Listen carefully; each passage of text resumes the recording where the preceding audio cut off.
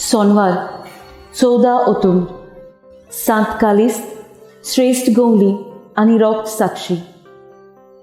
मुखेल वोळ देवाचें उतर आयकतात आनी सांबाळटात ती बागी.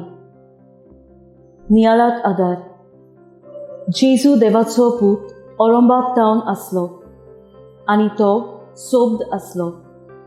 देवाचें एक एक उतर पाळून आयलें. देवाच्या उतरा वरवीं आख्खो संवसार रचून आयलो.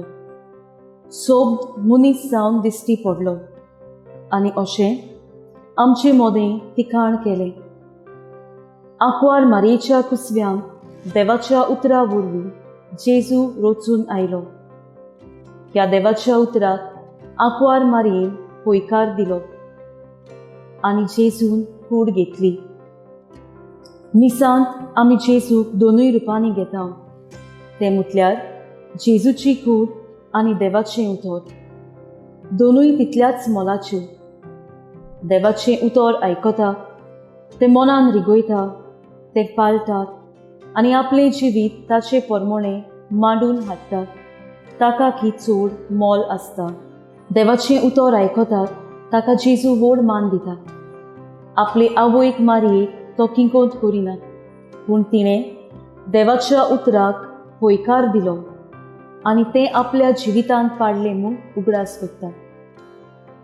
आपल्या पुतान खोस सोसूंक जाय आसलें म्हूण आंकवार मारिया जाणा आसली, तरी आसतना ती आपस्वार्थी जायनासतना देवाची खुशी पाळटा. देवाच्या एक एक उतराचें मोल आमी तागडीन घालून मेजलें जाल्यार इतलें वजन संवसारांत ताचें मोल जावचें ना.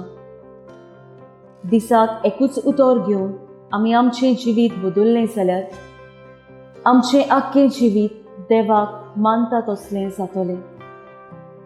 म्हजो थाराव आंकवार मारयेन केलें, तशेंच देवाच्या उतराक आज हांव होयकार दिवन तें पाळटलें.